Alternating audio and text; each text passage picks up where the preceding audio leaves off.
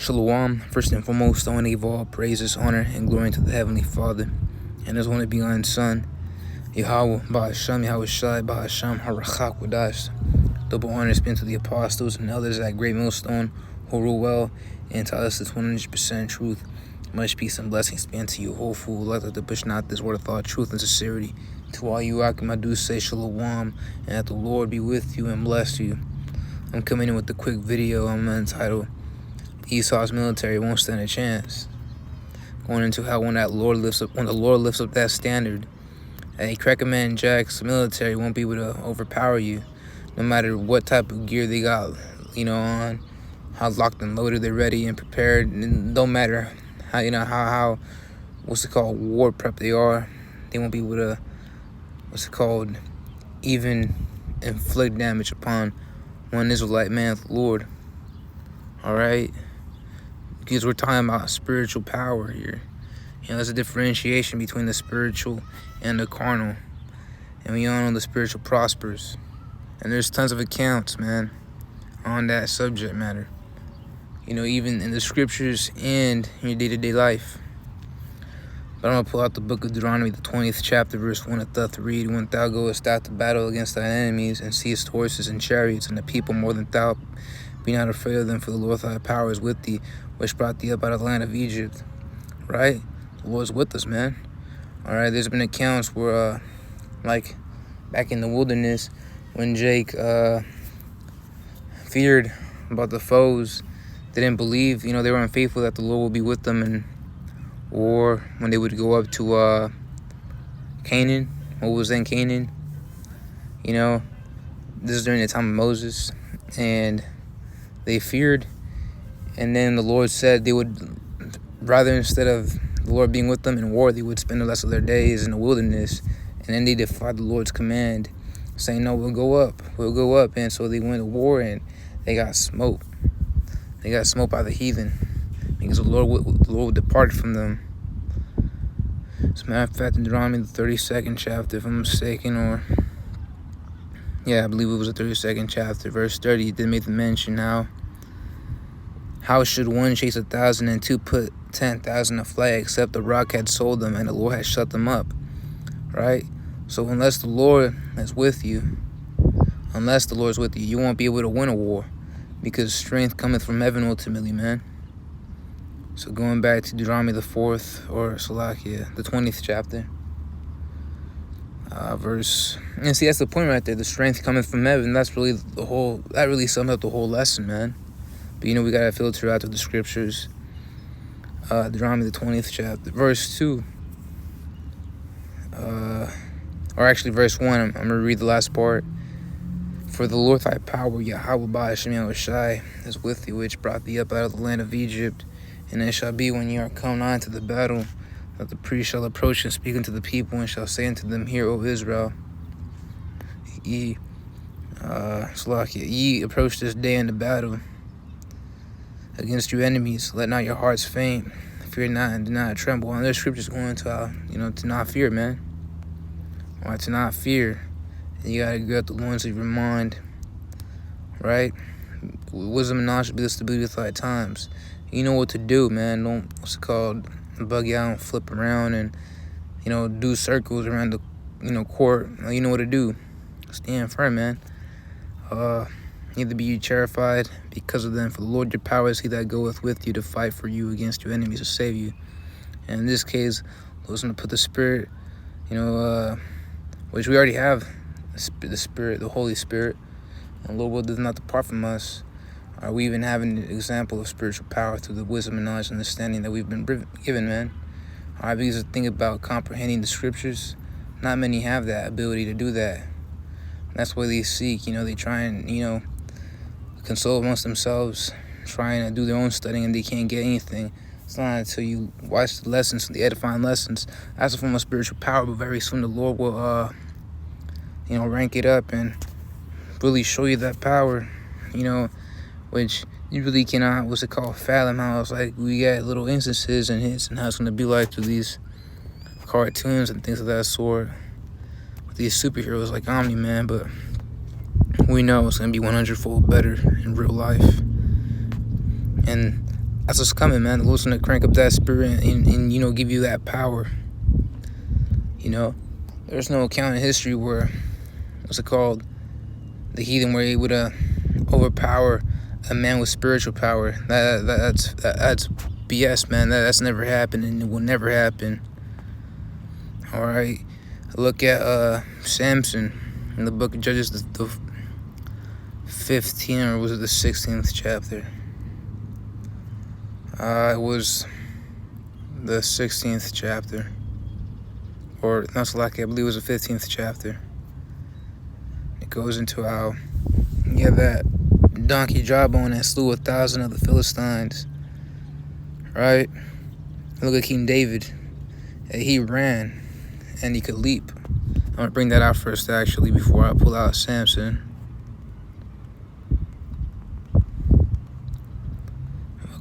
Bear with me, Akim.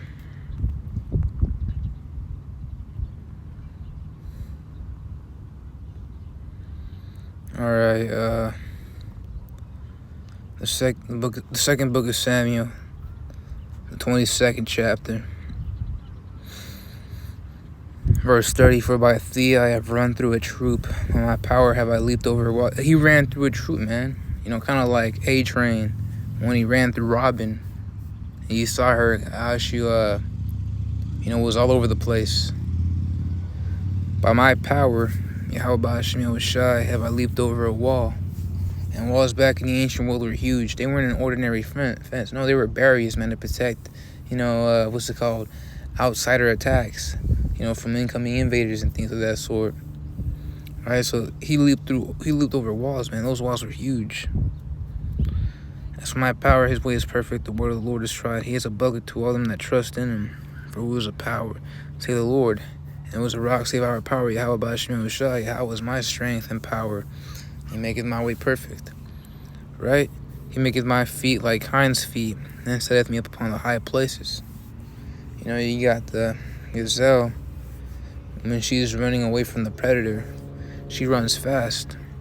So, you know, King David is likening himself unto one of the prey that run fast. He maketh my feet like hinds' feet. He has super speed. Right? And setteth me upon my high places. He teaches my hands to war, so that a bow of steel is broken by mine arms. He's talking about super strength.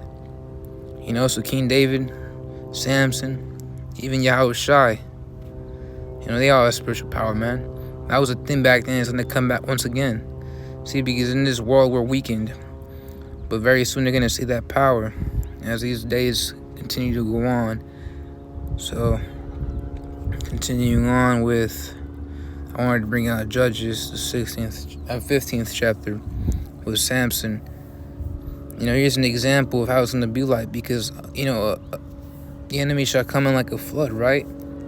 You know, you ever seen that movie, I forget that movie's name, but it's that one movie with that men and women standing by the shoreline or the beach, and you got that big old tidal wave caused by that meteor about to overtake them. You could use that example of a huge tidal wave, you know, confronting you as an example of how Esau's going to be like against you. They're going to come individually for the men of the Lord. This is the book of Judges, the 15th chapter, verse 14. And when he came unto Lehi, or Lehi, I don't even pronounce that word, the Philistines shouted against him, and the Spirit of the Lord came mightily upon him. See, the Spirit of the Lord came mightily upon him, and the cords that were upon his arms, which were new cords, became as flax that was burnt with fire, and his bands loosed from off his hands. So we just, you know, pulled it away, and it just snapped easily. And he found a new jawbone of an ass, and put forth his hand, and took it, and slew 1,000 men therewith. And Samson said, with the jawbone of an ass, heap upon heaps. With the jaw of an ass have I slain 1,000 men. Right? So Samson slew 1,000 men all by himself using a jawbone. Hey, why? Because the Lord put that power in him, man. And that's what's gonna happen too. And you have to imagine the Philistines were what's it called, that came up against Samson, and them being 1,000. That's a whole band right there. They were loaded in what's it called, armor, weaponry. They had shields. They had everything. Meanwhile, Samson was over here, practically naked, just chilling at a mountain in Judah until he got taken. So see, the Lord put that power upon him. Probably had invincibility on him so he wouldn't get scratched up. And that's what's coming for these men. The Lord's men are gonna have that spiritual power, such as invincibility. Super strength, super speed, flight, to leap. It's gonna be great and glorious in those days. But this is the book of 1 Maccabees, the 3rd chapter, verse 16. It reads, "And when he came near to the going up of Bethhoron, Judah's Maccabees went forth to meet him with a small company.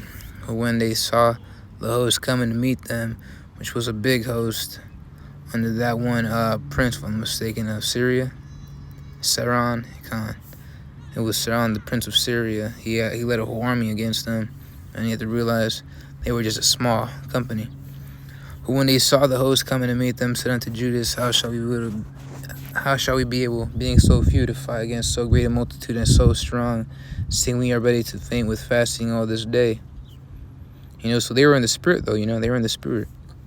Unto whom Judas answered, "It is no hard matter for many to be shut up in the hands of a few. And with the power of heaven it is all one, to deliver with a great multitude or a small company."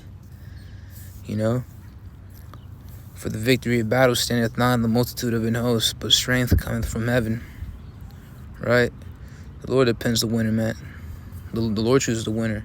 And the Lord be with you, then he's going to deliver the enemy to you. And that's what he did in this case. Just like how he did for Samson and many other accounts throughout history. Alright, look at the conquest of Canaan, man. We killed Og, the king of the Amorites, if I'm mistaken, that was his name. We slew a ton of kings, man. So going back, they come against us in much pride and iniquity to destroy us. And what did the scriptures say? Pride goeth before destruction. Hey, so they was already messing up in one thing. First of all, they're heathen. Second of all, they coming up against in pride and iniquity. So best believe the Lord is going to deliver them to that small company. Alright, delivering them to Jake. So, and our wives and children to spoil us, but we fight for our lives and our law.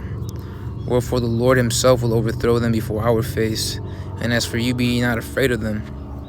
Correct. Alright, so the Lord be for us, who shall be against us? As this is in the book of Romans, the 8th chapter, verse 31. The Lord be with us. And who shall be against us? No one should.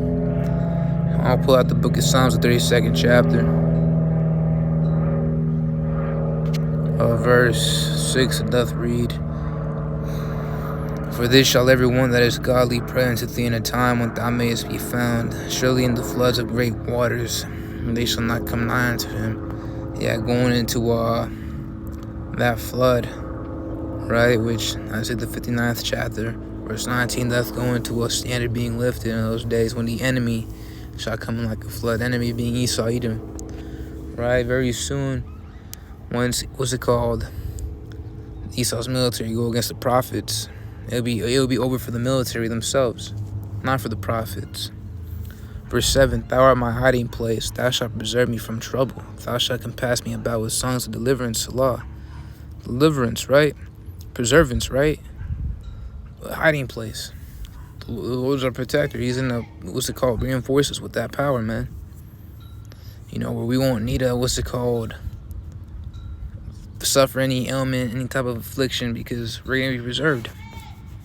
As a matter of fact, we're going to be doing the afflicting. And we're going to be weapons of war. That's what it says in the book of Isaiah, or not Isaiah. Actually, I'm saying it wasn't Isaiah too. If I'm mistaken. No, I don't know. I'll pull up Jeremiah 51st chapter, the 21st. It reads, "Thou art my battle axe and weapons of war, for with thee will," and this, referring to Jake, "Thou art my battle axe and weapons of war, for with thee will I break in pieces the nations, and with thee will I destroy kingdoms." we're going to destroy this kingdom too. And with thee will I break in pieces the horse and his rider, and with thee will I break in pieces the chariot and his rider.